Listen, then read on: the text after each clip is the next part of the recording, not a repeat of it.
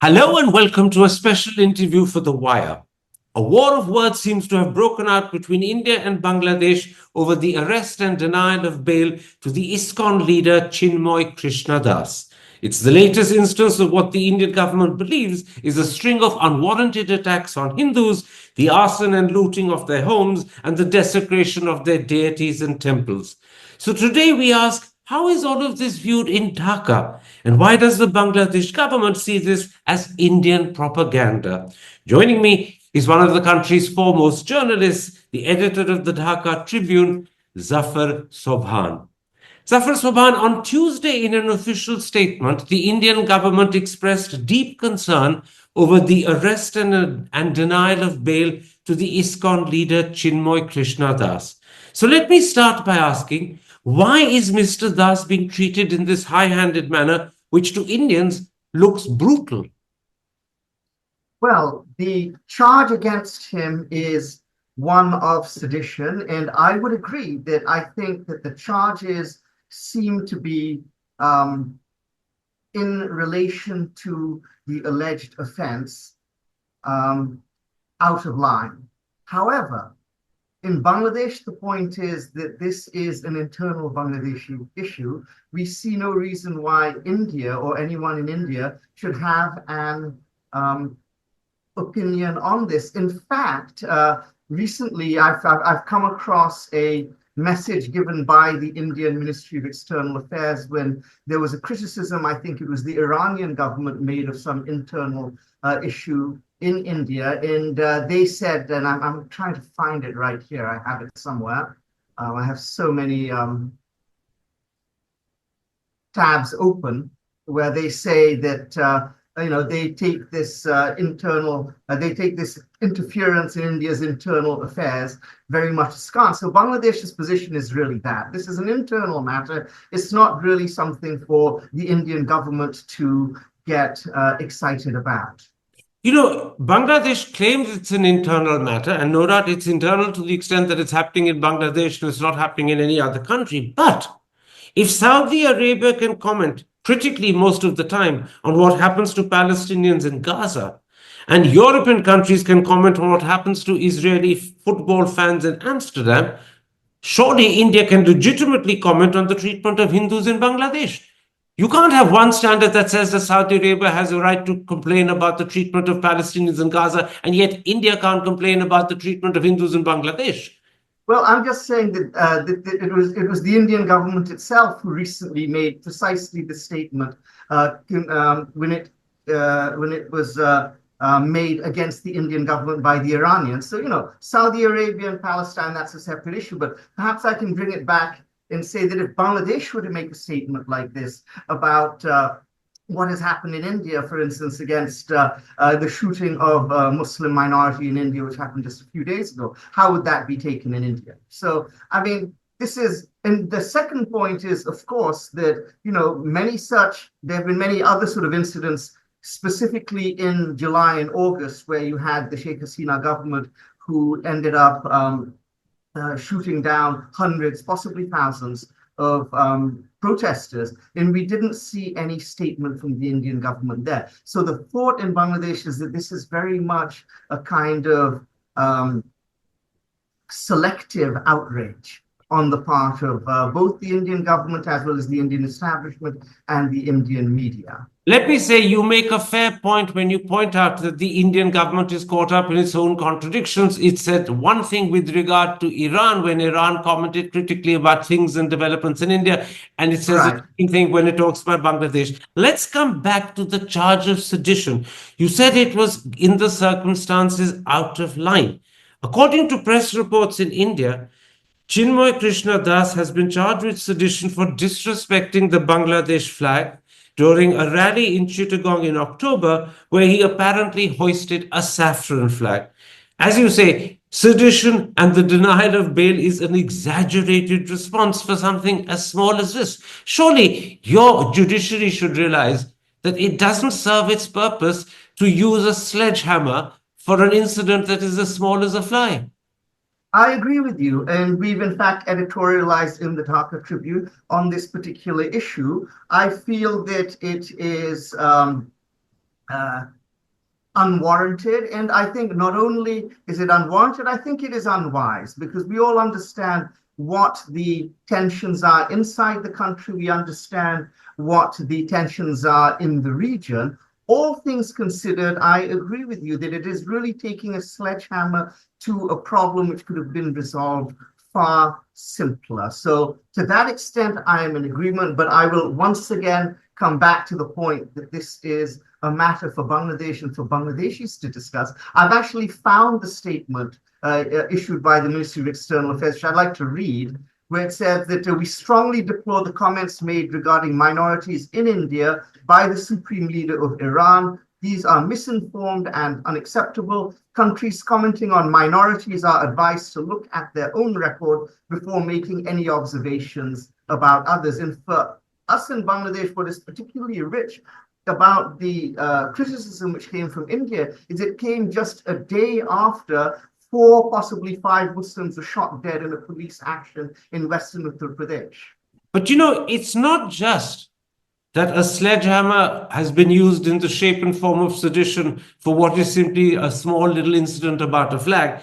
But your Attorney General yesterday, in an affidavit to the High Court in your country, has claimed that ISKCON is fundamentalist. And your student groups, who are very powerful since August the 5th, actually now want ISKCON banned. ISKCON is, as you know, the Hare Rama, Hare Krishna people. ISKCON is spread out throughout Europe. You see it in London, you see it in France, you see it in Germany. ISKCON is devotional, it's not fundamentalist. Is there an overreaction happening? I mean, I think what we're seeing in Bangladesh, and here you have to sort of understand a couple of things. ISKCON is different things in different countries, and you have so for instance, earlier this month there was an incident. There was an incident where there had been attacks made on the army and police forces in a neighborhood in Chittagong. Now, to what extent the people involved were activists, to what extent they were involved with ISKCON is something which, it's being investigated and it's being looked into. But, I mean, I think that these kinds of this kind of rhetoric helps nobody. What we're trying to do here in the media, and in fact, for the most part, what I see in the government is people trying to bring the tension down, people trying to bring the temperature down, which I think is really what's necessary here. But you have to understand that there are a lot of strong feelings. We have had a young lawyer who was killed by a mob following the arraignment of Chinmoy Krishna Das. In the denial of bail, there was an altercation between his supporters and police, and also other people who were caught up in the area around the courtroom. And this poor gentleman, Saiful Islam Ali, was in fact hacked to death.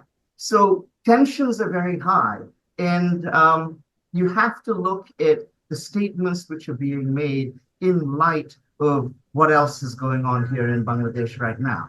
I understand that, and the killing of Mr. Saiful Islam Ali is extremely regrettable. But let me go back to the Bangladesh government statement which you quoted a moment ago. The same statement that claimed that, in fact, this is an internal matter of Bangladesh also went on to say, and I'm quoting, the arrest of Sri Chinmoy Krishna Das has been misconstrued. Can you explain, in what sense has it been misconstrued? I think it's been misconstrued. I don't want to speak for the government, but if you were to ask me to interpret that situation, I think if you look at how this has been portrayed in the Indian media and also by even some certain Indian politicians, you have to step back a little and look at the overarching narrative which has been coming out of India since August 5th, which is something you and I have spoken about in the past, in which I have to say hasn't really changed or abated much since the conversation we had, which was, I think, several weeks ago now. In August. In August, exactly. So the overarching narrative is that Bangladesh has been taken over by a sort of an Islamist interim government, and that Hindus are under attack, Hindus are under threat, Hindus are in danger. And this is really the narrative which is taken hold in India. So you have to look at when we say that it has been misconstrued, what we're saying, or what the government is saying, is that it's seen as yet another attack on the Hindu community, the minority community in Bangladesh, which goes to show the threat which the community is facing in Bangladesh. So they interpret it through this lens, and I think that's what they're talking about. Let's talk about that narrative, as you call it, because that is very much at the center of the statement the Indian government put out. The statement was put out by the Ministry of Foreign Affairs in Delhi, and it's concerned about the fact that what's happened to Sri Chinmoy Krishna Das is just the most recent example of what it calls, and I'm quoting that statement, multiple attacks on Hindus and other minorities by extremist elements in Bangladesh. The Indian Foreign Ministry statement adds, there are several documented cases of arson and looting of minorities' homes and business establishments, as well as theft and vandalism and desecration of deities and temples. And indeed, yesterday, I believe a temple was vandalized in Chittagong. As one of Bangladesh's leading editors, how do you respond to the claim that Hindus are A, under attack in Bangladesh, and B, they are not being properly defended by the state? I think if you look at the statement which is made by the MEA, I actually think word for word, I wouldn't disagree with what they have said, but I think contextualizing it is important. And one of the things which is important is also to look at the trend. It's true that there were attacks on minorities following August 5th. And there have been reports which have been brought out here inside Bangladesh, which have documented that. And we have, in fact, reported this in the newspapers as well. And this is something which, under no circumstances, can be considered acceptable. Now, the question is, to what extent do those attacks continue to this day? I think you will find, if you look, and this is what was crucial about the statement made by the MA, they're not, I think, they have not pointed their finger at the current state of affairs. There was a problem, and again, this is something we have discussed. In the transition after August 5th, there was a time of lawlessness, there was a time of some anarchy in which minorities did face certain attacks, as did other people in Bangladesh. But slowly we are bringing the country under control. The country has come under control, and these kind of attacks are now, for the most part, a thing of the past. I don't think at the end of November in Bangladesh, you can actually say that the situation which pertained in August still pertains. Well, I hear what you're saying, Zafar Sobhan, that these attacks may have happened and did in fact happen in August and maybe early September, but now October, November, the situation is calmer. There's a different mood in the country and the attacks aren't happening. But that is contradicted. And this is what I'm pointing out. That is contradicted by President-elect Trump. In a tweet on Diwali, which was the 31st of October, just 28 days ago, he said, I strongly condemn the barbaric violence against Hindus, Christians, and other minorities who are getting attacked and looted by mobs in Bangladesh, which remains in a total state of chaos. The future president of America, he'll be president under 2 months. Now you're making you're making things too easy for me. I'm sure you would agree with what I'm going to say now, is that we cannot take President-elect Trump is the authority on anything in Bangladesh or indeed anything outside of America. Certainly that is the statement he has made, but I think again, and it was brought to his attention, the attention of his it's not the administration, what do you call it, transitional administration, that again, it was not really based on facts. So certainly that was, and again, let's circle back a little. Where would someone like Donald Trump be getting his information from? Our sense is that he is being misinformed by lobbyists from the Indian American community and perhaps from the Indian community itself. But that's what you say. Let me quote to you how your chief advisor, The Nobel laureate Muhammad Yunus responds to the concerns that I'm discussing with you. So Hashini Heather, the foreign editor of the Hindu newspaper, raised this with him in an interview that she did in November. And he repeatedly called it propaganda. That was the precise word he used. He said this propaganda doesn't fit into reality. He claimed it's been built up in the media. As far as opinion in India is concerned, people think Mr. Yunus is in denial. I've heard what you said, that these attacks happened in August, September, but they're not happening the same way now. But people believe that the continuing attacks like the one that I mentioned in Chittagong yesterday show that the quantity may have come down, but they're still happening, and people are scared, people are worried. And when it's referred to as propaganda, opinion in India says he's in denial. But the way you resolve this issue, and I would encourage Indian media to come out to Bangladesh, do a little on-the-ground reporting. If you're not going to take our word for it, you're more than welcome to be here, tour the country and see with your own eyes. And as you said, there are incidents and those are regrettable, but it would be the same with me pointing to 4 Muslims, shot dead by the police in Western UP and Sambal, in using that and saying that that is evidence of systematic oppression and threat which the Muslim community in India is facing. I mean, I think you would agree that the situation is much more complicated and nuanced than that, and we cannot look at individual incidents and draw untoward conclusions based on this. And people in India may be under the impression that, well, we are in denial here in Bangladesh, but we do have, one of the things which we have post August 5th is a much, much freer media than we had before. As I said, we have in fact reported extensively on these attacks against minorities when they happen. Let me put the other half of the question that I began this particular conversation with to you. You say that the number of attacks has diminished considerably since August, September. There may be a few still happening, but don't take them out of context. Try and understand them rather than exaggerate them. This is what Mr. Yunus, in fact, calls propaganda, the so-called exaggeration of them. The second part of my question was, is the state doing enough to protect and to reassure, both to protect physically, but also to reassure, to win back the sentiment and the compassion and understanding of the Hindu community? Or are voices in politics actually making Hindus nervous and edgy and worried?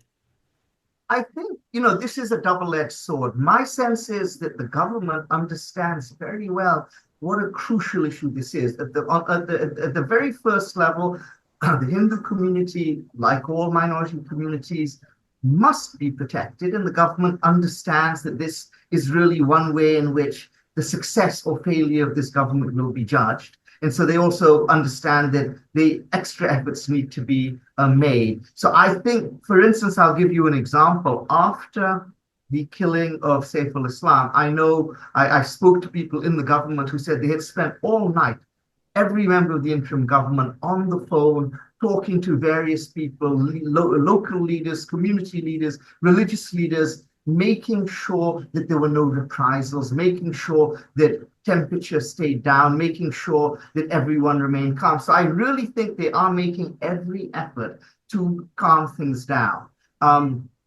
And as I said, there are 2 reasons for this. The reason number 1 is they do take responsibility for the Hindu community, because we understand that, Hindus, Christians, Buddhists, Muslims, they're all Bangladeshis, and the government has a responsibility to every Bangladeshi. In fact, you could make the argument that any government's responsibility to an embattled minority or a minority of any kind is greater than its responsibility to the majority. And I think that's understood. So that's that's sort of the moral imperative. The strategic imperative is the government also understands very well. We have seen what Donald Trump has tweeted in October. We see the rhetoric which is coming out of India. They understand that this government is absolutely under a microscope, that a narrative has been propagated, that Hindus in particular, but minorities in general, are under threat in Bangladesh. And so from a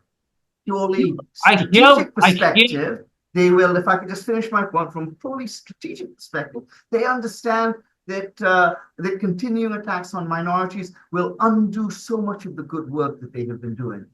I hear what you're saying, Zafar Sobhan, and your words were that the government, particularly when Saiful Islam was hacked to death, made every effort all night long to calm the situation and to reassure people. But at the same time, look at what is happening generally in civil society. And this has been commented about in particular by Suhashini Heather when she returned in her interview with Mr. Yunus. Social media in Bangladesh is increasingly talking about making it a Muslim country. There are reports that people in positions of power want to change the constitution to remove the concept of secularism. There's a sense Bangladesh could end up a far more radical Islamic country than it's been over the last 60 years. That sort of messaging from politicians, that sort of messaging on social media has created a sense of scare. It's made Hindus feel they're targeted. And surely, when that happens, when that is the context in which the occasional physical violence is also happening, it builds up into a much bigger thing for people.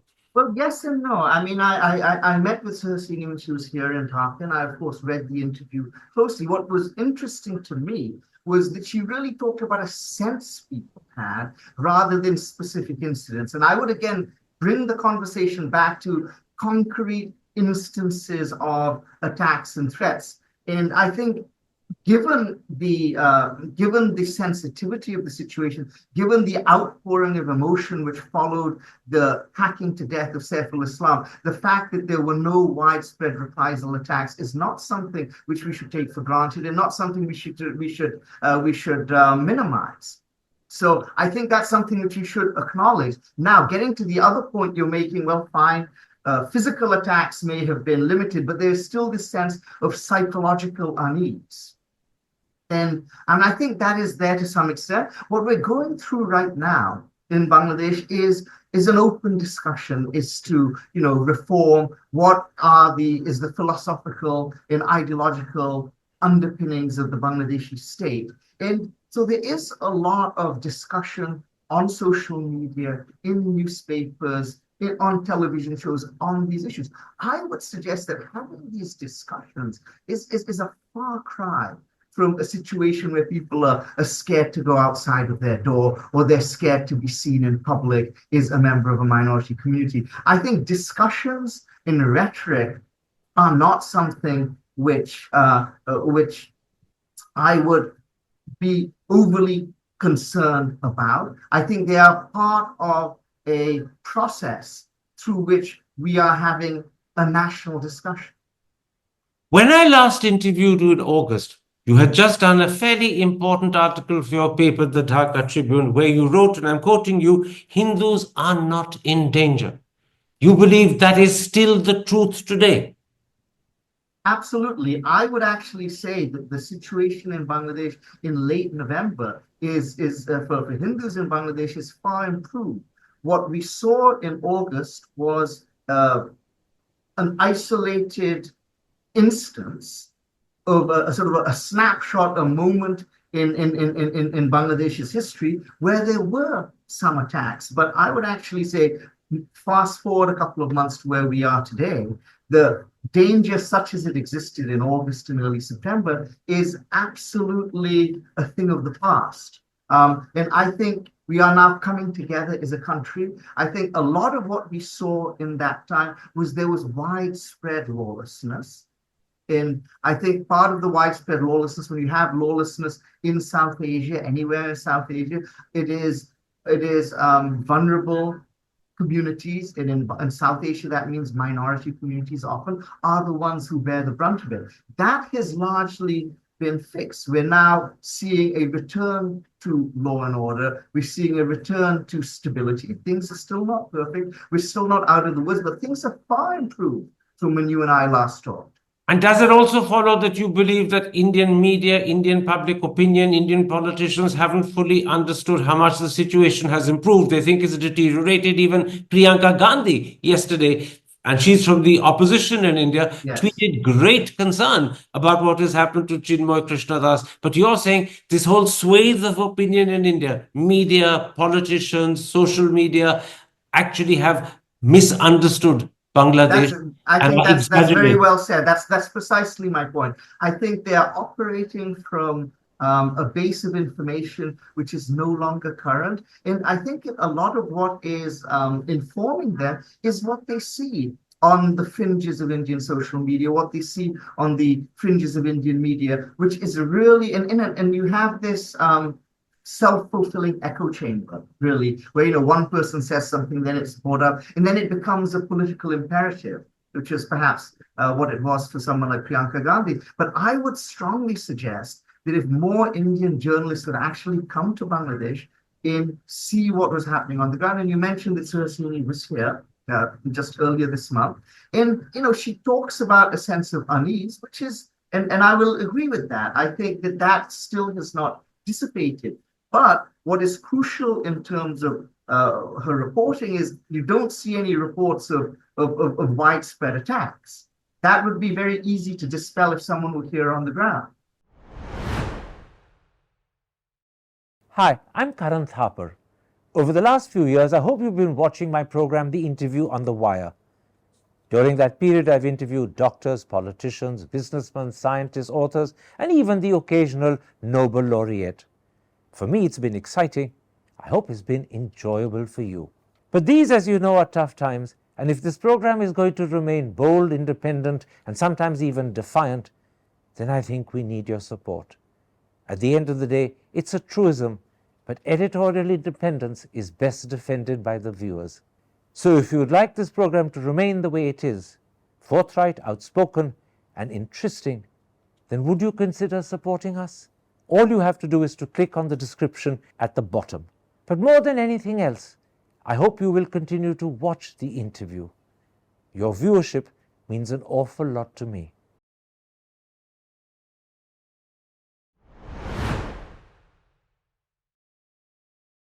We're coming to the end of this interview, but there are two questions that I feel I must put to you before I thank you for this interview. The Bangladesh statement also spoke of, and I'm quoting, utter dismay and deep sense of hurt. What is this deep sense of hurt? Well, I don't want to be in the position of speaking for the interim government, but I think in Bangladesh there is a sense that there is not really an understanding in India of what is happening here in Bangladesh. So the way we look at it is that we have achieved freedom from an autocracy of 15 years, which we think of as a marvelous achievement of the Bangladeshi people. And so our first sense is that outside of the country, especially in India, when this is sort of seen as, you have certain people in, you say, well, this was an American plot, this was this, that is denying agency to the Bangladeshi people. That's not really understanding what a monumental and momentous happening this has been in the history of Bangladesh. That's the first point. The second point is that, of course, after an autocracy has been overthrown, there is going to be a time period of transition, which is going to be difficult. But again, what we would hope for from India, our neighbor, our friend, our ally, is an understanding that we are going through a transition period, that Bangladesh remains India's friend, that Bangladesh wishes to have good relations with India, and that we would like India's support through this difficult time. And it seems to us that not from the government, not from the media, not from the establishment, are we getting the support and that we would like to see from our great friend. You'd like more understanding, you'd like more support, you'd like greater appreciation of what you're going through. I think that is fair to say. And the point being is that it is squarely in India's interest to support this interim government, because instability in Bangladesh is in no one's interest. It's certainly not in our interest here in Bangladesh, but it's not in India's interest either. We do understand that India's preference probably is for an elected government to take power in Bangladesh. Well, that's our preference too. It's just the process is going to take a little bit of time. And while we work ourselves towards that process, a little bit of understanding, a little bit of patience, and appreciation, to use your word, would certainly not be amiss. My last question. In contrast to your request, and it was a very passionate one from you, for understanding from what you called our neighbor, our friend, and our ally, what you have instead at this moment is distrust and a certain amount, even I would say, of antipathy. People in India believe that Bangladesh is going down the wrong road. It's becoming a fundamentalist country. It's turning on its Hindus. It's attacking them. It's being unkind as a neighbor. Do you see India-Bangladesh relations over the next couple of months spiraling downwards continually? I hope not, because I think, and this is something you and I have discussed, neither Bangladesh nor India can really afford to have poor relations. We have a 4,000-kilometer border. Our histories, geographies, economies are intertwined. There are security considerations on both sides. Issues such as water sharing and the climate can only be solved on a bilateral, if not regional basis. So really having a poor relationship between Bangladesh and India is a non-starter for both sides. I think, therefore, it is absolutely imperative for these misunderstandings to be cleared up. I feel my position as an editor here in Bangladesh, and I think this is a widespread position here in Bangladesh, is that the problem stems mostly from the other side of the border. And that if more effort was to put into really understanding what the situation on the ground in Bangladesh is, India would see that there is very little cause for concern, and we are moving in the right direction, and we are bringing about a situation where there will be a transition to democracy relatively soon as the superstructure of the state allows it, and to understand that this period in Bangladesh's history, what we're going through right now, is a transitional period. I think a fundamental misunderstanding from India is they see what's happening in Bangladesh now is a harbinger of what the future will be. They don't understand, or they don't appreciate that this is a transitional period. Understanding it as a transitional period, I think, is actually key to appreciating what is happening and maybe being more sanguine about what the future between our two countries will be. Zafar Sobhan, let's leave it there. I'd like for the audience, however, to just underline two very important points you made, because I think in a very important sense, they're the message you're giving the audience in India. You began by saying that in your opinion, you thought the sedition charge was out of line. You later called it unwarranted, unwise, but you also said that India needs to appreciate and understand that, and I'm quoting you again, that the situation in November is far improved compared to what it was in August and September. That appreciation is missing in India. You want Indian politicians, Indian social media, Indian public opinion to understand, thirdly, that also Bangladesh is in a transition.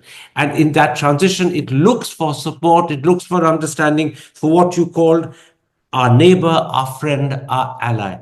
And it, I think I'm right in saying, saddens you that people in India don't understand Bangladesh better and are not making that effort to understand what's happening in Bangladesh better. I thank you for this interview. Okay, thank you. Sorry, carry on. I just have sort of two things. And the first thing I'll say is the first point you made, when I think it is also important to notice that I, sitting here as an editor of a newspaper in Bangladesh, feel free to actually be critical of the government's decision to bring sedition charges against Chinmoy and wonder whether that was indeed wise or prudent. The fact that I'm able to actually say this in a public forum is a night and day difference from where Bangladesh was a scant 4 months ago, and it points to Bangladesh moving in the right direction. So that's point number one. And then bringing it back again to your final point, I would just say that, and we invite the Indian media to come to Bangladesh, Indian citizens to come to Bangladesh, see for yourself what's happening. Zafar Sobhan, thank you very much indeed. Take care. It's a pleasure. Stay safe. Thank you. It's been my pleasure. Hi, I'm Karan Thapar. Over the last few years, I hope you've been watching my program, The Interview on the Wire. During that period, I've interviewed doctors, politicians, businessmen, scientists, authors, and even the occasional Nobel laureate. For me, it's been exciting. I hope it's been enjoyable for you. But these, as you know, are tough times, and if this program is going to remain bold, independent, and sometimes even defiant, then I think we need your support. At the end of the day, it's a truism, but editorial independence is best defended by the viewers. So if you would like this program to remain the way it is, forthright, outspoken, and interesting, then would you consider supporting us? All you have to do is to click on the description at the bottom. But more than anything else, I hope you will continue to watch the interview. Your viewership means an awful lot to me.